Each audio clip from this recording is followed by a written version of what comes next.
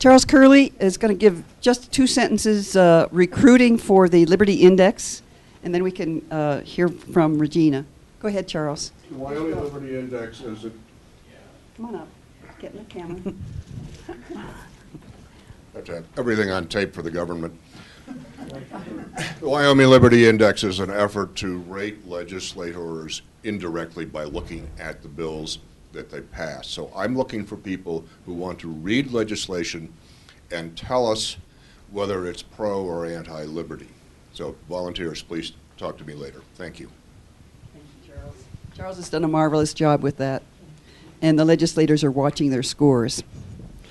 I want to say a bit about what Regina has accomplished so far. I sat in her office a couple of days ago and I said, where would healthcare be, Regina, if you hadn't been active? She spotted Healthy Frontiers coming through the legislature, and it was in 8, 10 different bills dispersed throughout the legislature, and she said, wait a minute, there's a plot here. When these pass, they could all come together into socialized medicine. And together with some of the rest of us, she did a roadmap, and we stopped that.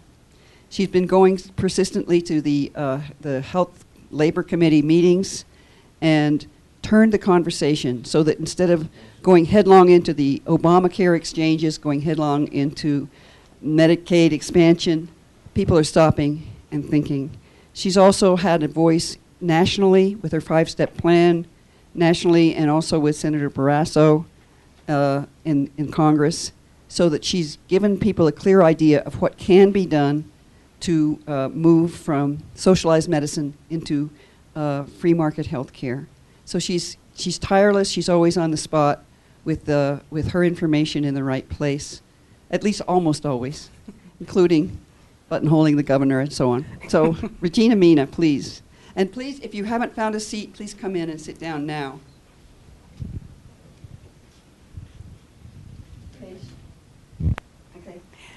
Well, thank you, and welcome, everyone. It's good to see some familiar faces. It's wonderful to have you back.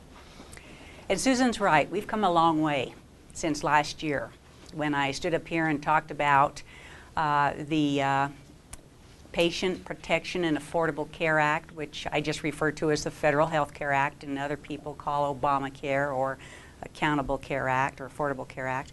But it was just a huge mess. And we laid out some things that needed to stop, and we asked for citizen involvement, and that happened. It happened because you voiced your concerns, you voiced them intelligently and respectfully, and you were listened to.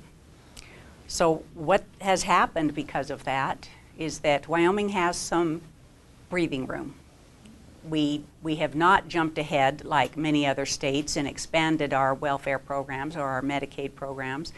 We have thought through things. We have not jumped ahead and tried to set up an exchange, which, because of the Supreme Court ruling, it will not deliver affordable health care. And the more information I give to our elected officials, the more they're coming to that realization.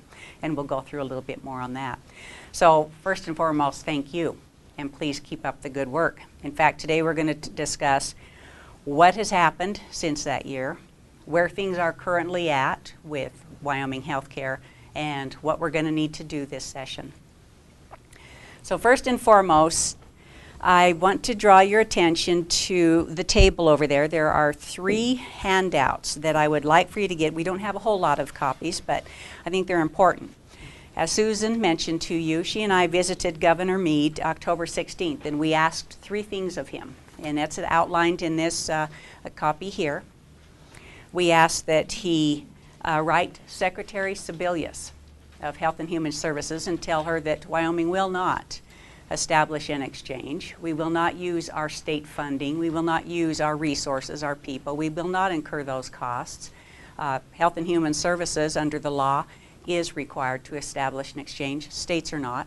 So go ahead and use your federal funding to establish that exchange and make sure that it operates, and make sure that it is self-sustaining, and then at that point Wyoming will, according to the law, step in and operate it. So that was the best course of action. We do not want to use state funds as our neighbor down south did.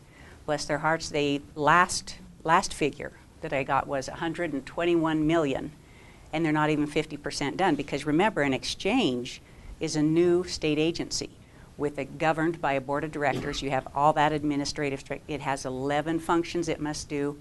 There's a whole lot to there, so bless their hearts, they're not even close to done. They've used $121 million of their own money. Wyoming can repair a lot of roads with that. So our governor and our legislators have very wisely put the brakes on and said, let's let this thing develop some more.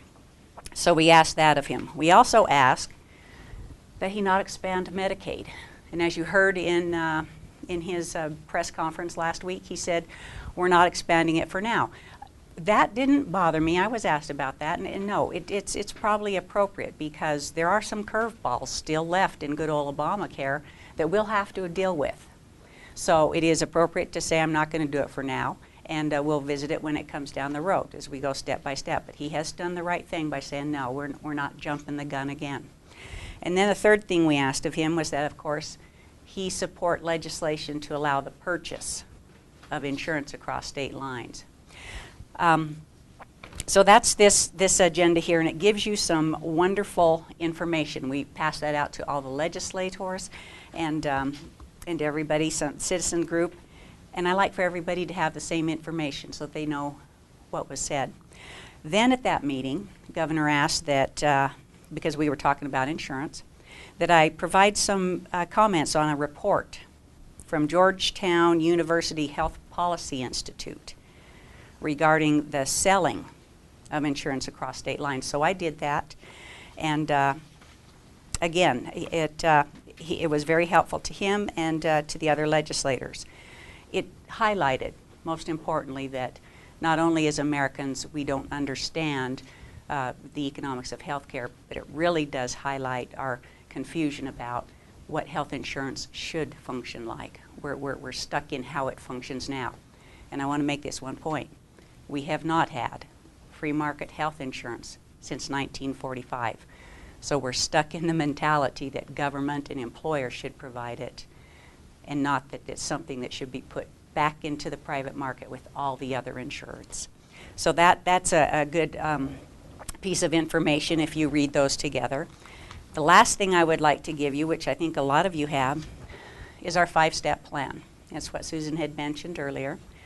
Governor had it with him during our meeting, and he's gone through it, and the legislators do it, and they're following it. It's not that they're taking it hook, line, and sinker. Nobody takes what I say hook, line, and sinker, but they definitely listen, because it does provide some guidance, and it incorporates a lot of common sense approaches.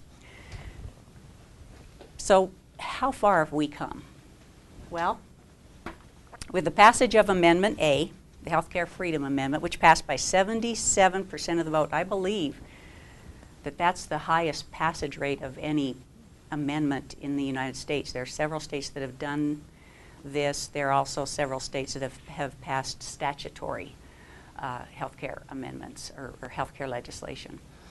So Wyoming is definitely garnering a lot of attention.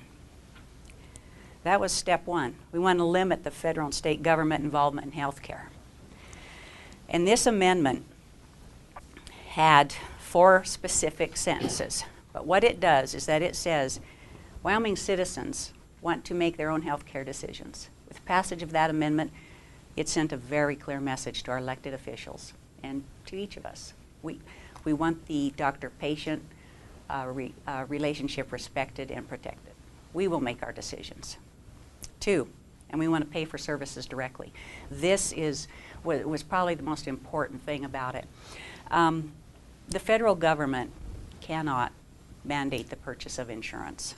That was directly from the Supreme Court ruling. That was one of the positive things that came out of that, is that it did say that which it does not regulate insurance, it cannot compel. So that right there is the reason why, contrary to the propaganda and the sales pitch that's still going on, people are not required to buy health insurance. The Act also said they must be given a choice, because we did do it to ourselves.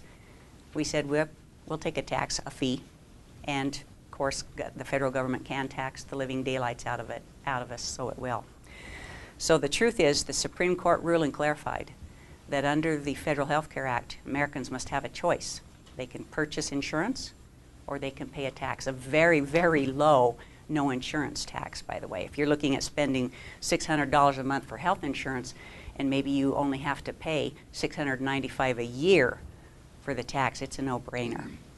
And also with the insurance reforms, which I'll talk about a little bit later, it pretty much indicates that Americans are not going to opt for insurance that's going to be expensive.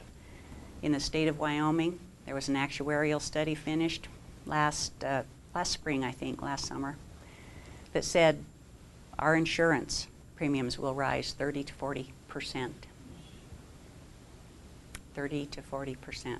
And we'll go a little bit further into why insurance under the Obamacare, as amended by the Supreme Court ruling, will not create affordable health plans.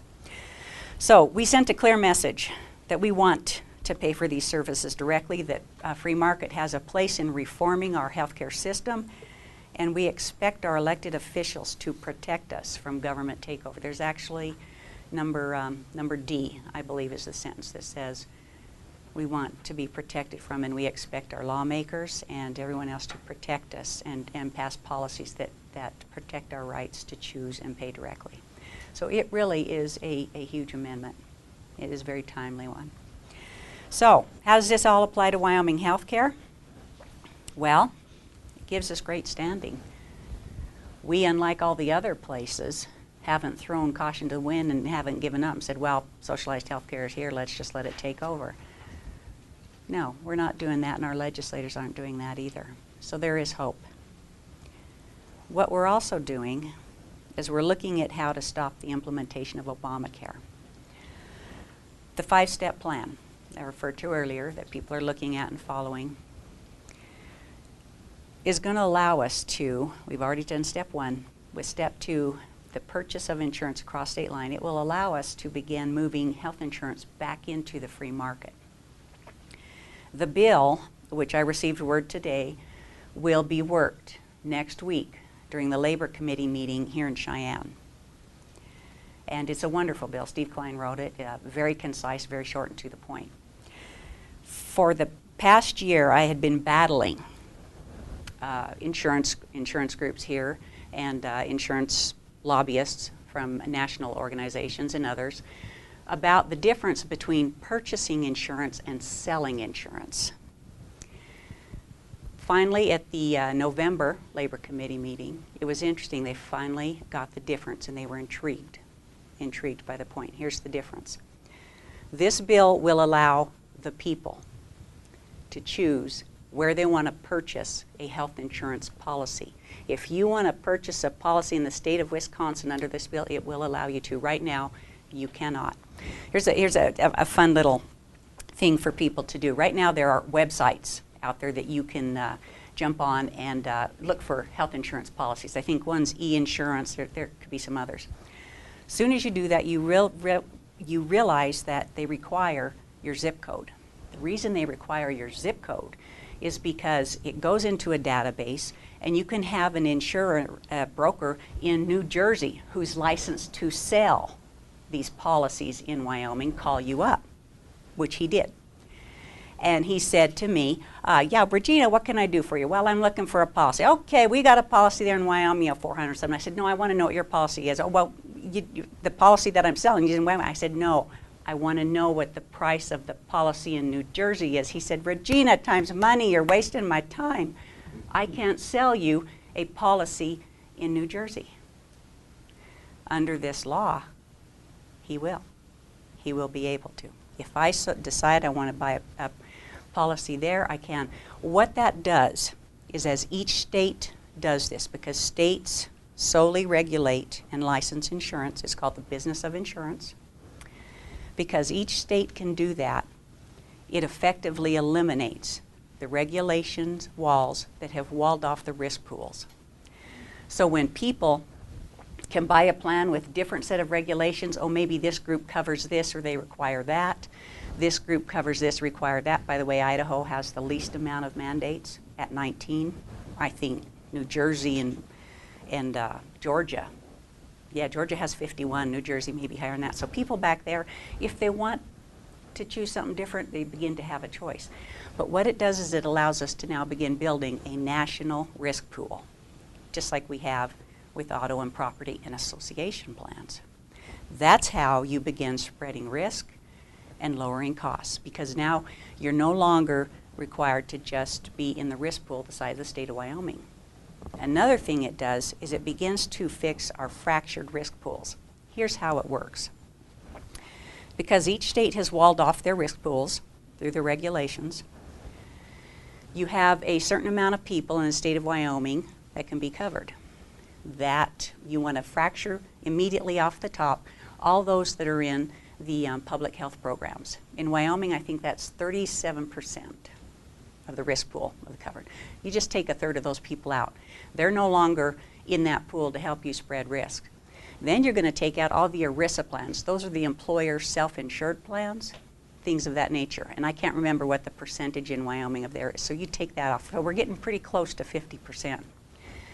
Then you come in and you might be able to take off the self-insured plans or the small group or the association plans, another about there. So it's close to 50%. And what it comes down to is you are left with a pitifully small group to do individual coverage or small group that isn't self-insured, etc., to spread cost in, to lower the price of insurance, and to achieve competition. That isn't going to happen. That is our current scenario. That is why health insurance does not work. So when you start thinking of it, wow, no wonder the insurers have refused to cover certain people. It shouldn't be like that. You should have, instead of being, if you have gone through cancer treatment, you shouldn't be sequestered to the state of Wyoming.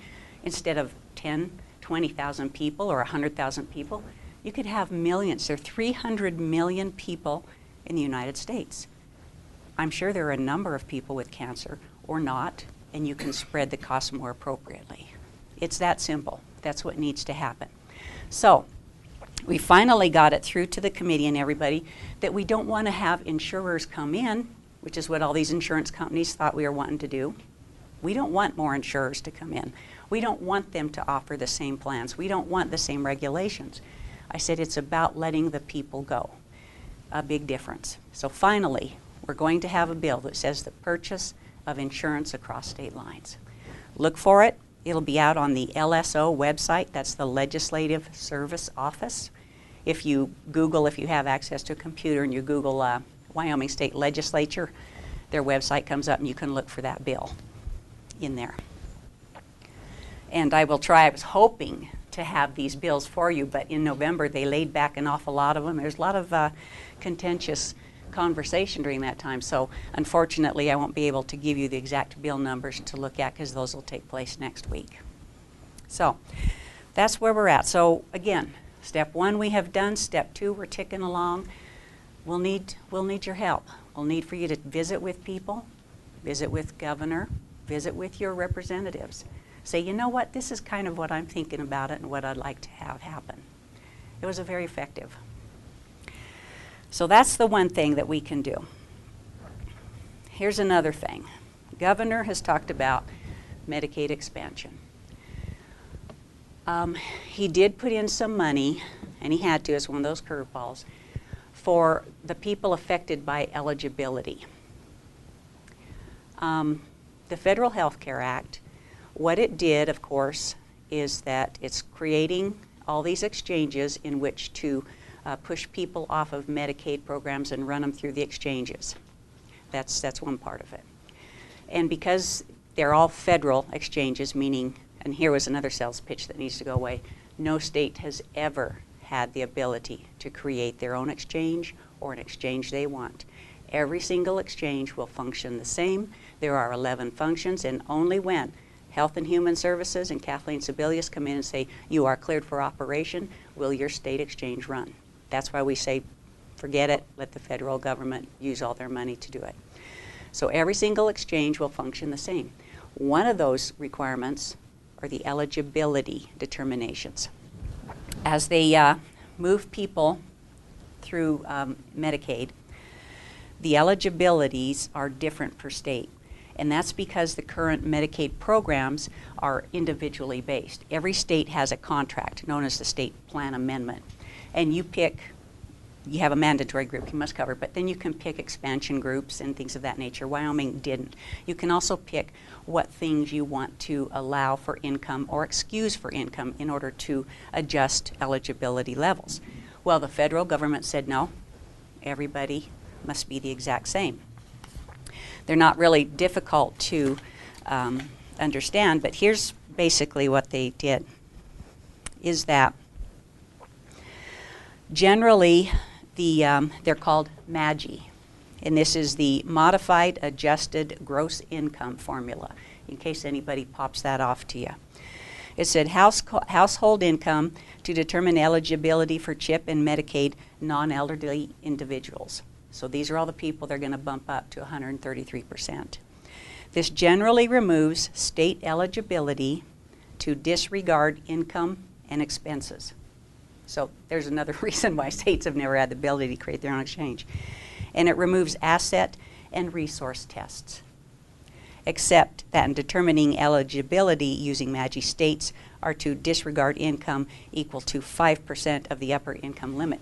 So that's where you'll hear people arguing, well, no, it did increase it to 133%.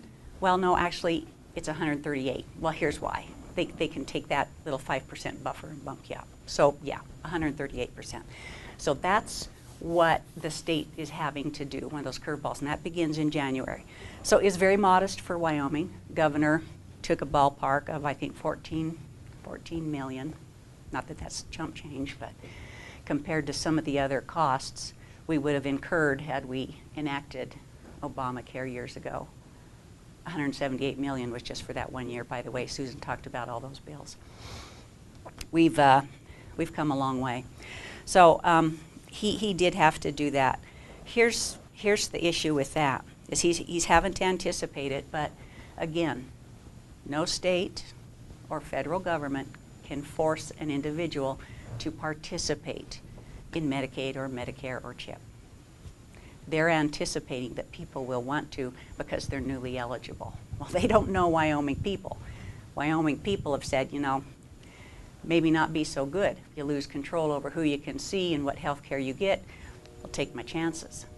It's a tough call, but people do it. So I do not foresee a bunch of people rushing out because they're newly eligible. I think you'll see the same thing. Because one thing I have noticed, and everyone agrees, is that Americans know we cannot continue to operate our healthcare system the way we do currently. We all know that. So Governor has deliberately moved as much as possible. I believe the legislature is also considering things. They've got a lot of tug-of-wars going on there as well. And one of the biggest tug-of-war questions is whether or not they're going to allow Americans to be back in control of their own health care and their health insurance. So we'll see how that goes. I encourage you, if you're ever in Cheyenne and happen to listen to some of those committee meetings, or you have the ability to go see them and voice your opinion, please do. It doesn't matter. They need to hear from you. Okay, so we've gone through how far we've come. We've gone through our plan about where we're at. We've gone through some things that are coming up. So let's talk again about, let's see. Oh, yeah, I wanted to run through the exchanges. Sorry, I have to backtrack there. And what's actually happening there with those. The Federal Health Care Act actually is creating two silos, I'm just going to call them. You have a silo called the exchanges, where they're going to funnel everyone currently on SCHIP. In fact, that program will end in 2015, as everybody's going to be required to be covered in the exchange. They're going to funnel SCHIP people in there. They're going to funnel all the Medicaid eligible people and others into these exchanges. It still leaves the free market, as pitiful as it is, for all of the people at 401% of federal poverty level and above. So you have these dueling systems, one that is pathetic that we have now that needs fixed, and the other that's seeking to expand these government-run health programs. At some point, probably quicker than we think, they will collide. What'll happen is what you're seeing currently in the states of, I think it's Utah and Massachusetts. Mostly Massachusetts. Utah has finally put the brakes on things. In Massachusetts, what happened is that they're continuing to have to enact insurance reforms, hospital payment reforms, because costs continue to escalate, and they can't get a hold of it. They can't get control on it. When you have two systems, one that's very weak, and you have a federal program system that's growing, you will eventually have to make a call as a state official over how much of this federal or of this free market system you're going to have to control and make it look like the welfare system. That's where the states are. So going back to the exchange, you have a government agency that's going to be tasked with 11 functions. One of them, of course, is PR. We got to let all these people know they're eligible for these systems in Wyoming, or these programs in Wyoming. People are going to say, yeah, we already know, and I still don't. No, thank you. And then they're going to have to enact price controls and all those things because they don't have the free market in there. Here's why. The SCOTUS ruling, sorry about that, it's our janitorial service. Maybe we should send them up to the Capitol, right, and something and shake some things around. The SCOTUS ruling said, look, you can't force people to purchase insurance, but we will uphold all these insurance reforms that say, one, you can no longer not cover people with pre-existing conditions. So that's good.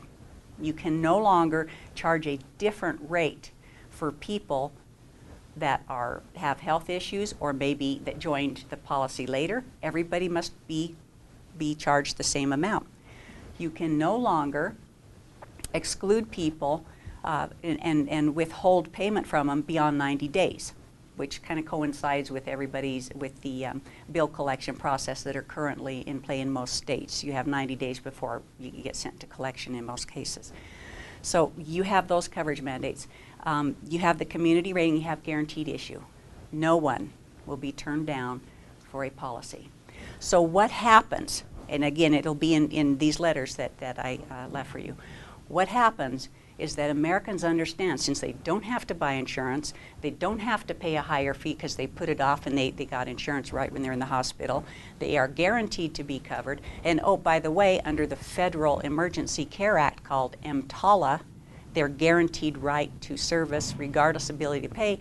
You have you're going to have people that shift to just-in-time coverage. That's going to begin the immediate unraveling of our insurance industry. People know that and they understand it. Here's the problem. The exchanges do not create, never have created, or the ability to create affordable health care. Only insurers can do that. Insurers must create these plans, and they have been severely hampered. There's no way they can do that. So, what do? We're going to do a lateral arabesque and sidestep this whole mess by building up our private insurance market. And that's the way we started with this bill, the purchase of insurance across state lines. Each state needs to do that. So while the exchanges are kind of imploding on themselves, Wyoming didn't spend any money on that. Health and Human Services has to acknowledge or has to make sure they function in our state, do all 11 functions, and be self-sufficient at that. Good luck. Meanwhile, we're all working to get our private healthcare industry put up. So here's another fun thing. As I've been talking with legislators and passing around information, I get a lot of feedback from them as well, and so I get new sources. This person seems to be saying what you're saying, or wow, what do you think about this? Does this fit into our plan? What are they talking about here? There's an article, which I didn't include for you, from the LA Times. Fascinating article. Talked about people who do not have insurance that go in to the hospitals, physicians' offices, anyone, and say, hey, don't have insurance. Those people have realized they cannot get people up into insurance. They don't have the money to pay for it. It wastes time. They're not going to waste time sending them to collection because sometimes the process is 2 years prior. You just can't do it. So they said, okay, fine. We'll be honest. We're not having to file any insurance administrative. We're not having to go through all the red tape. Let's drop all of the cost of that and just give them the cost of the dang service. Some people are paying 30 to 40 to 50% less because they don't have insurance. And it's just a fact. Go to any doctor's office, versus an attorney's office. Attorneys are not heavily regulated. You might have an attorney, you might have a paralegal, and you might have another person up front that has to do everything else.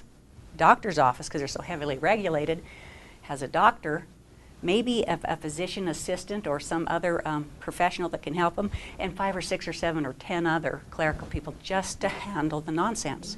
So you start realizing you've got to pay for all of these people who do not bill for services. You can't bill somebody for paper handling. So they've got to absorb that. So the doctor and everybody with the billable services, they're working their little dogs off trying to bill. The attorneys have maybe 1 or 2 people that can bill. They've got 3 people total. That is a clear indication of how bad health care has come and why insurance is bad. We need it. Hopefully, as each state picks up and does what Wyoming's doing, and the consumers are put back in control, we can begin to say, you know, I'm older, I don't need maternity care, I do need the joint care, I'll take that. Or, you know, I'm a little bit younger, we're families, we don't need any of this other care, but, you know, I don't need doctor office help because hopefully by then doctor offices appointment schedule or fees have dropped down to $30 instead of $130. And so people can afford that, but they may say, I just would like to have maybe maternity coverage. And then you have a whole group of people in the middle that say, you know, I don't want any of that, I'll just take catastrophic. So when you get the people back into control and you get the free market working again, we're going to have insurers who do their job, look at the market, and start developing the plans that people want. That's what it's going to take. So, an assignment. Number 1. Visit with your senator and representative about what you want to see for Wyoming's health care. All of it. What you would like to see, what you want to see us do, what you'd like to try. They need to know. Number 2, encourage governor to just say no to Secretary Sebelius. It's okay. We'll be fine. We really will. And 3, ask your governor and legislator to continue not to expand Medicaid. Believe me, there will be more and more times to take and consider that expansion. It's not going away, not for a long time. So for now, it's okay again to just say no to that. Wyoming's ahead. We've given ourselves some breathing room. Let's keep that. We'll do that.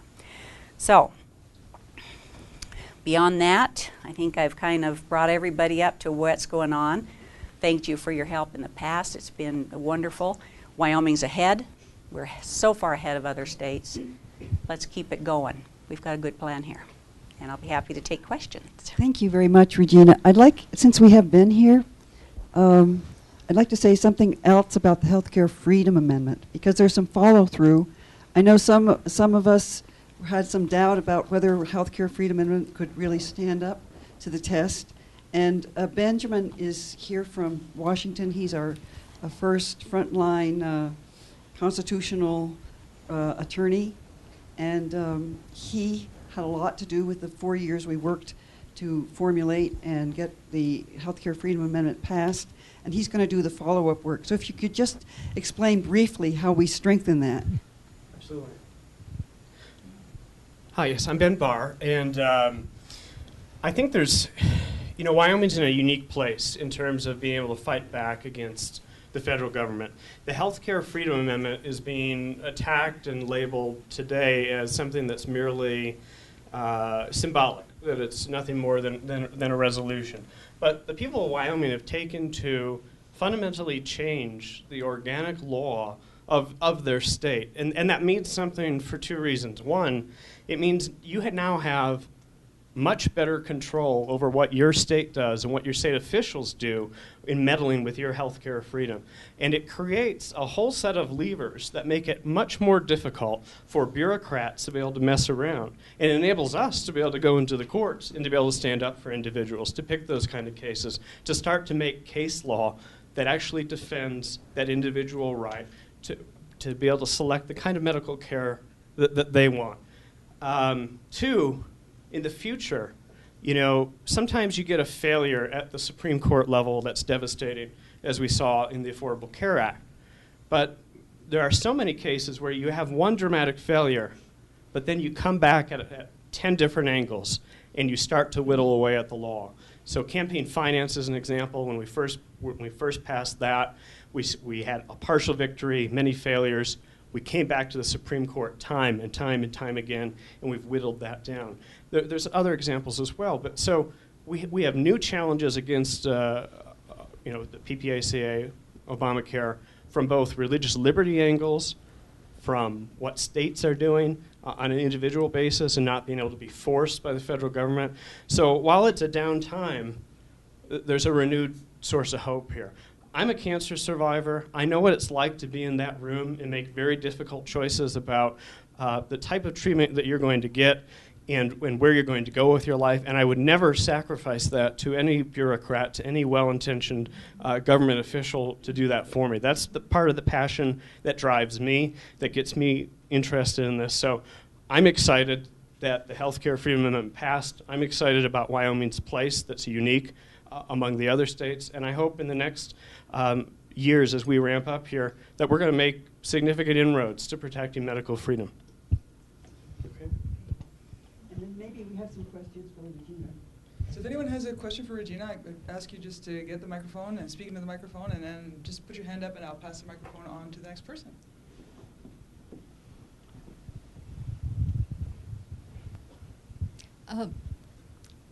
I really appreciate what you've said. You make it so much clearer. And I think it's wonderful, this idea of being able to buy policies across state lines. My concern is, does that also bring in the danger from the Commerce Clause? Maybe Ben can address that a little bit more technically, but I can tell you, actually, it was the Commerce Clause that kind of helped us out here. The business of insurance. In fact, let me just read you a little quick thing about that. Back in 1945, Congress passed the McCarran-Ferguson Act that said this: the business of insurance and every person engaged therein shall be subject to the laws of the several states which relate to the regulation or taxation of such businesses. No act of Congress shall be construed to invalidate, impair, or supersede any law enacted by any state for the purpose of regulating the business of insurance. That's why the Supreme Court ruling said you are not going to make people buy insurance so that you can regulate it. You don't regulate it, you cannot compel it. That helped us. Anyone else have a question? I'd like to make one comment.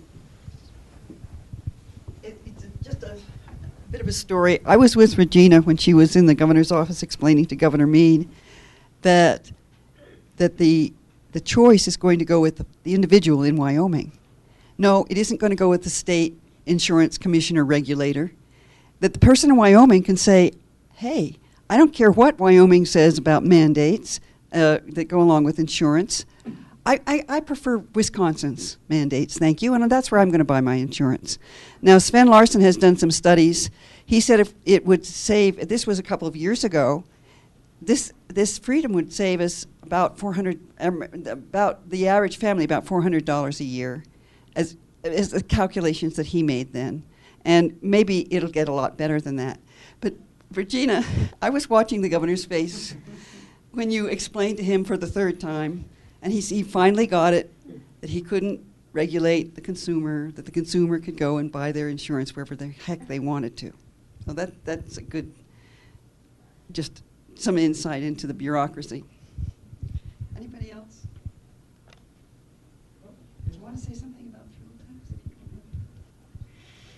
tax? Are we running out? Are we good? Are we ahead of time? I guess if that's it. And Well, I think everyone knows that during our last event, I called on people to come out, and someone did come out. I was very happy to see you there.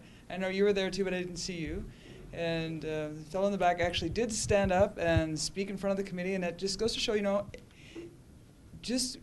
people just need to come out and make their views known. Now, unfortunately, the the committee voted to send this bill off to the legislature. So this is going to be going to the legislature in January. But so that just means that although we lost the battle, the war is still on. And if we're not out there, rattling people's cages and saying, look, you're going to pay another 10 cents a gallon in gas tax. Is this something that you could afford? Is this something that you want to pay?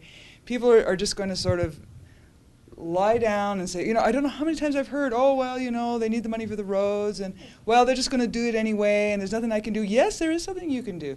Because we've defeated this gas tax before, and we can defeat it again, but we need your help, and I certainly hope we can count on you.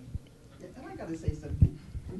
I really got mad when they were talking this gas tax for a number of reasons. First of all, the government is hiring at a greater rate than the private industry, and they're paying better benefits, and the people are not working the same hours who work for the government, especially at the local level. So basically, they think they're in on a free ride. So there's a certain amount of load you can put on a camel's back, and our economy has kind of been carrying that, but all of a sudden, we're getting a greater load. We're getting a greater load from the federal government, and yet these nimbos of the old boys clubs think they can still play the same game. So the special interests are looking ahead at the economy. They know the economy is sluggish. So they're saying to themselves, they say they're a road contractor, they're saying to themselves, I want to be sure I have work during these down times.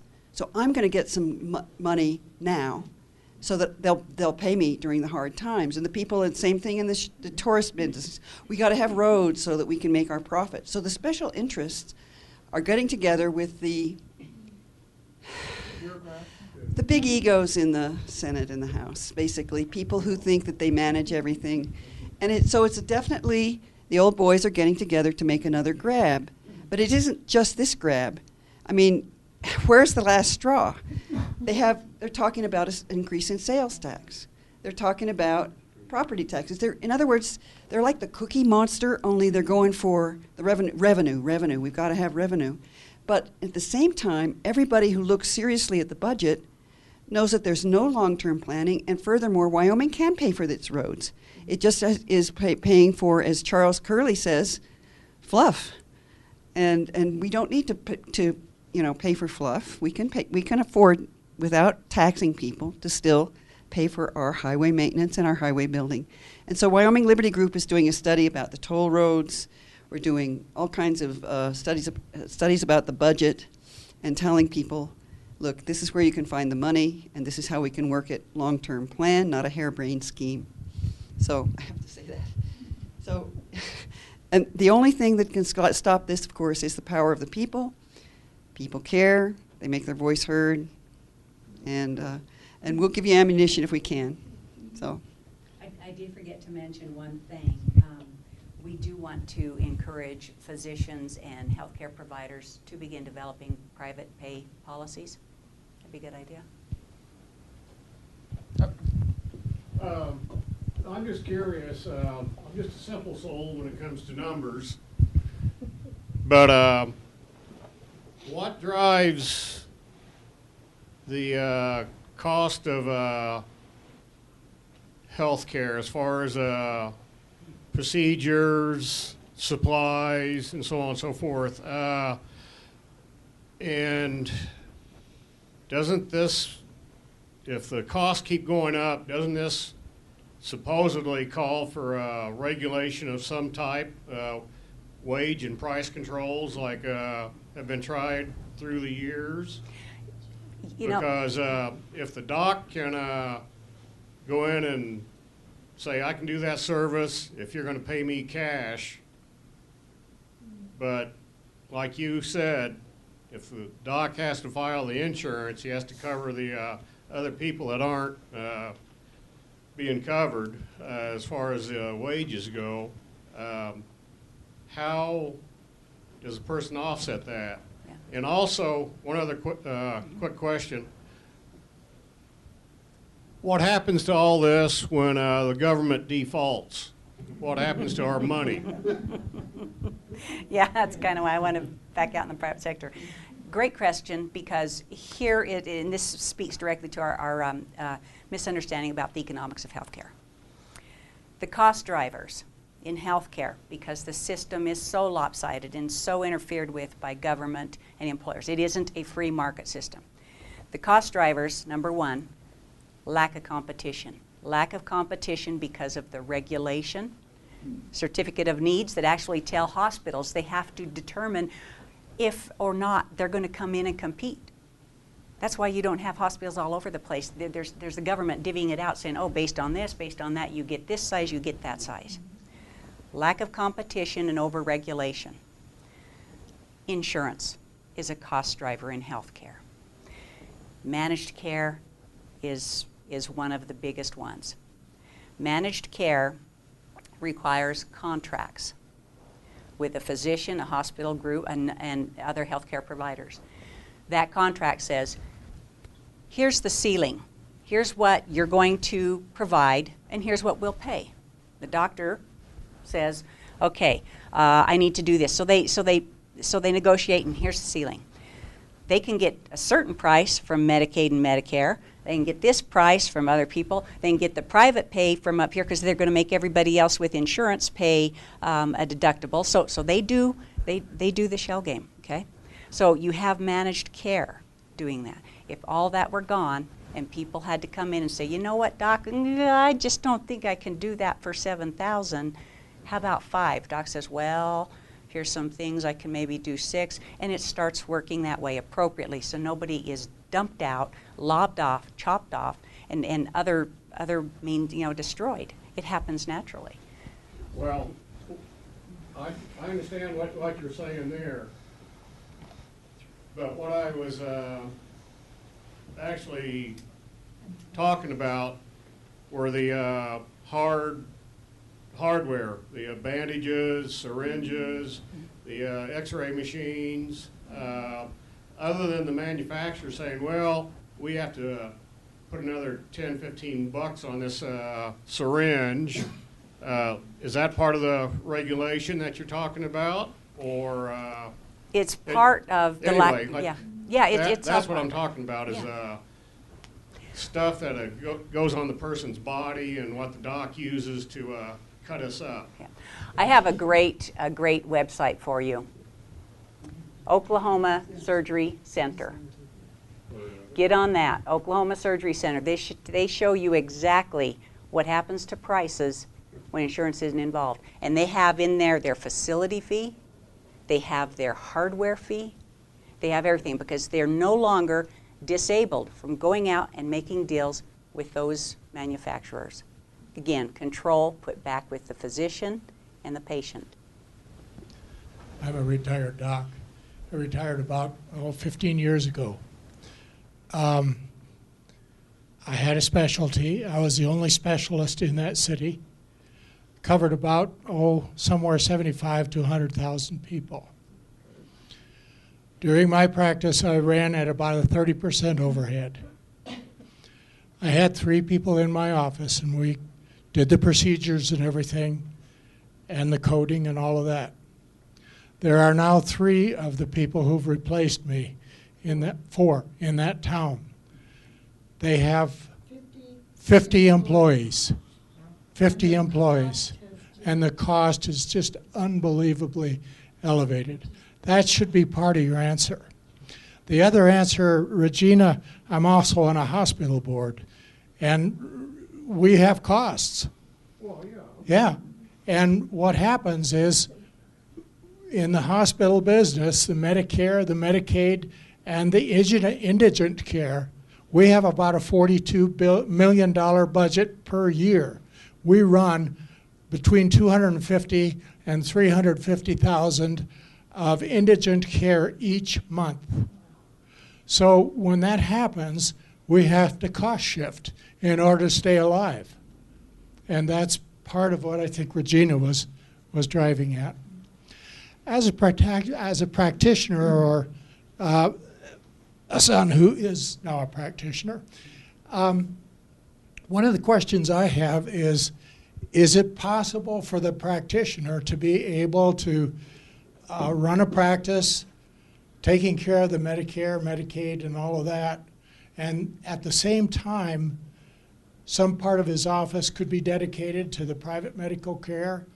Or is Obamacare going to say you can only do the one? No. In fact, under the 5-step plan, what we want to do is get everyone that is in the currently eligible for the Medicaid and Medicare at a certain level, say 100% of federal poverty level. We want to get all of them shifted over into the private sector because we have lowered over the years the cost of health care. See, the people right at 100% to 200% of federal poverty level, they're having a tough time affording these extremely expensive health care costs that are, as we found out, you're paying for everything but health care.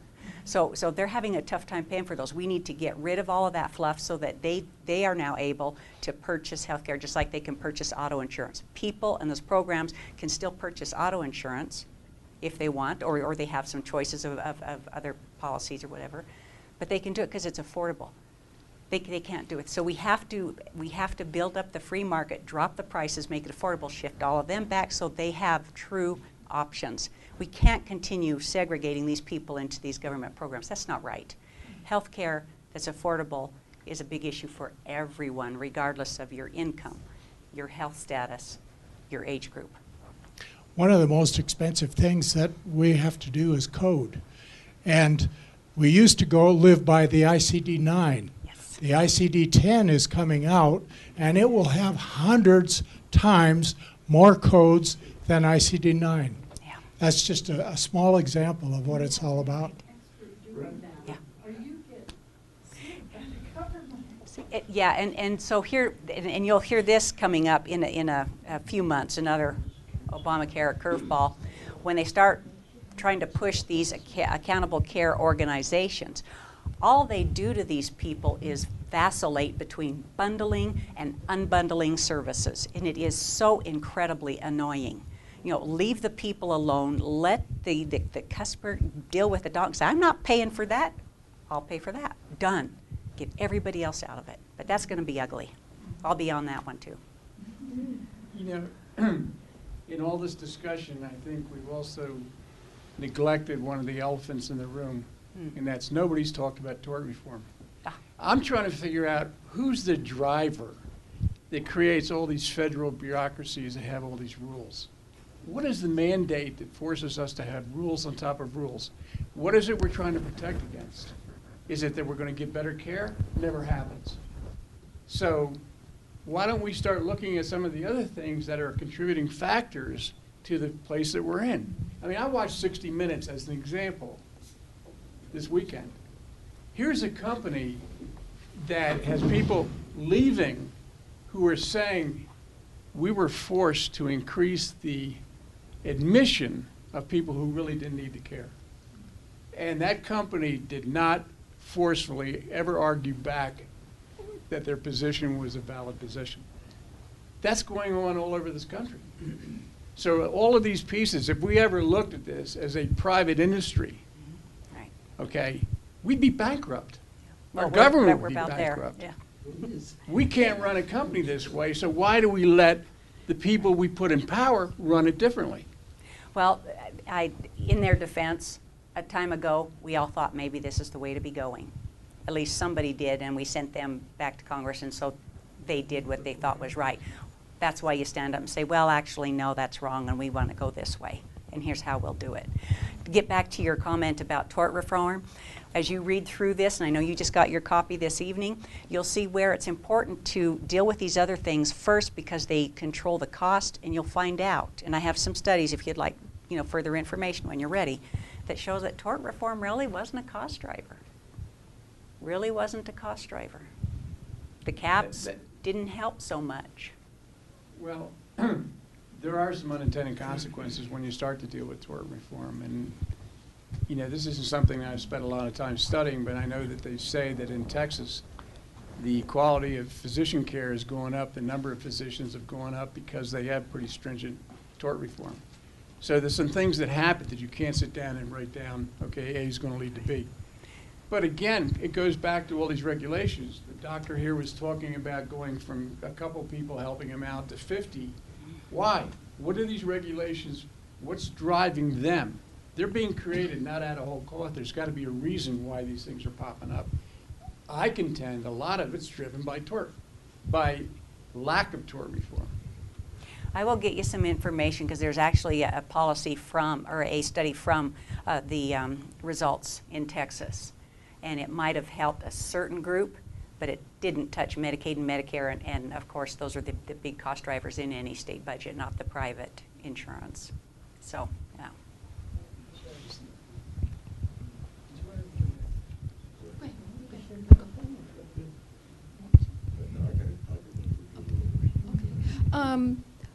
What drives, he brought up the medical coding, who's dictating? Is it the insurance companies or is it the federal government? Yes. Yeah, the federal government started this quite a while ago. And actually the American Medical Association owns the rights to that book because they have to, you know, as physicians and everything, they have to be able to say, here are the services, here are the procedures, this is what they mean, and then they have a whole set of codes that dictate them, everything from surgeries to office visits and et cetera. Then you have an entire different set of codes called the HCPCS, and they refer to all the ancillary services, vision, DM&E, which are your durable medical equipment, ambulance services, so you have all those. Then you have an entire group called the ICD-9s. He was also talking about the CPT codes, which are the procedure codes. But the ICD-9s are your diagnostic codes. So a doctor and everybody goes in, they've got to list down this litany of ICD-9 codes if they want to get paid for something because it's appropriate to pay for it. And then you have the insurance company saying, I don't think so, it's not on our protocol. So all of that needs to go away. And the doctor and the patient need to determine what's best. So if you just go to the doctor, like when I was a young girl, I go in and no paperwork, you give me a prescription or whatever. So it's driven by, you're not getting paid by the consumer, it's being filtered. It's driven by insurance companies and employers and everybody wanting to control things they can't. That's what it's driven by. Yeah, I'd like to echo what the gentleman referred to as the elephant in the room. And I agree with him. And I did see a study recently that showed that physician applications in the state of Texas. State of Texas is where we now have loser pays, that one of the major tort reforms, one of the big driving tort reforms in the country. 65% increase in physician applications in Texas since that was enacted. Now, yeah, you remember when Ross Perot used to talk about the giant sucking sound down south? Well, it's not Mexico, it's Texas. And so if you, I mean, people that understand supply and demand, they understand that if there's a physician shortage, and we're on the cusp of a looming physician shortage. Can't blame them. Tort reform is a driver that will prevent as much of a shortage as we're going to face. And so any study that doesn't take that into account is not going to see the big picture. I do believe tort reform is a cost driver, and for that reason. Yeah.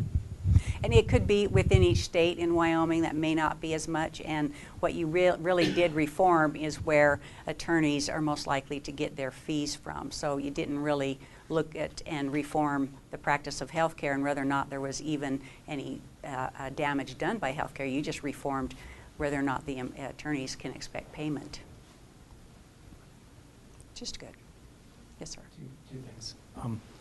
It seems to me like I don't hear anybody talking about preventative care and natural health and things like that. I mean, this is not like hocus pocus anymore. I mean, there's a lot to prevention. And so I would think that would need to be some kind of a part of something put in place that absolutely reduces the cost of health care more than anything I know. Here's the deal with prevention, is that when you prevent something, do you really need a health insurance plan to cover those services? If you prevent yourself from gaining weight, that's no cost. The true cost driver in care is that people don't follow treatment protocols. That's where your cost is. It's not the prevention, it's not the follow-up call, it's not the haranguing by a nurse saying take your medication, it's non-compliance with treatment. I can guarantee you almost everyone's been to the doctor's office and said, you know what, really, you got to lose X amount of pounds, your back's going to stop hurting, and your ankles will stop hurting. And we say, okay, wonderful, fine, but can you fill that little prescription for me, please? So being honest about, again, and I did mention this to the governor, we need honest debate about health care. I, for one thing, don't believe preventative should be covered under insurance. I believe the cost should be minimal so that people can go in and find out what's going on. But we need a better approach with our healthcare, our public health care officials saying, look folks, we've got a problem with post-high school weight gain. Our kids are extremely healthy and then boom, there we are. We've got to be honest about maintaining weight and what weight does to the body. It's not a vanity issue, but we've got to be honest about obesity in this country. Right, but an ounce of prevention is worth a pound of cure. And Do you need to see a doctor for that? no. That's my point. No, but there's Let's also get the a lot public of, health out there. yeah, and get there's them going. also a lot of governmental agencies that get in the way of preventative health care and stomp on it in every which way they can. Oh, okay. Yeah, I'll that's agree all with I'm you. talking about. I'll agree is with you on that You know, point. nobody talks about that, but it's just get the government out of the way of that as well. My next thing is I'm still so confused about Governor Meade.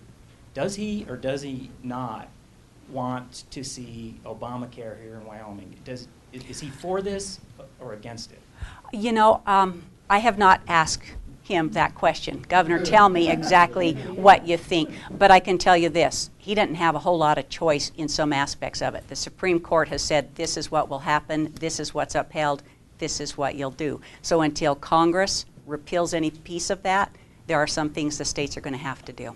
It just seems to me that trying to get him to answer or at least to make a stand here tells us a lot of things about Governor Meade, which I would like to know. So like it's an indicator of a lot of things, and I'm really surprised, you know, that there'd be such lack of leadership on this. And I just think the big question should be, is he for it or against it? And try to I get him to encourage tell you to us. visit with him. Honestly, no, seriously, really, I find him to be approachable. Say, look, Governor, this is my concern. Where are you? Okay, we'll take one more question, and then we'll still be around, and Regina will still be around afterwards, and you can ask us questions afterwards if you like. So here, last. Go ahead. Thank you. This isn't so much a question, but it's an observation. Years ago, I did my graduate work in neuropsychopharmacology. And one of the other elephants in the room that we haven't talked about is the drug industry. We have a culture that tells you we have a pill for every possible thing that can go wrong. And the doctor up front here was talking about how coding was such an issue and there were more and more things you had to code for. Well, the same thing's happened with the drug industry. They've encouraged this because they can use a pill that used to be used for depression, now they can use it for anxiety, they can use it for mood altering, maybe they can use it for losing some weight. Our whole culture has been pushed and we're saturated with advertising that this is what you need to do. Well, but the whole problem is that, again, you as a patient don't really have that control. The doctor is having to do what the treatment protocols, the managed care, the best practices are determining. And so you can't say, you know what, no, I'm not going to do this, I want to do that. Is there anything wrong with that, doc? Well, no, can I just do that, please? Let's be done. No, he's got to go through all these other hoops. So you get that out of the way and bring it back. I do want to share a quick story with you. A gentleman I was talking with the other day has an oncologist, came from Saudi Arabia. Shared with him openly, my crying out loud, I can't believe the cost of the drugs in the United States. This drug here cost me pennies in Bahrain. Pennies. It's time to reform, but in the plan, let's take care of the first things first. Drug industry will have to come along. There's things that people can do. First thing we need to do is start saying, no, we're not going to do this anymore. Middle class America's tapped out. Thank you very much.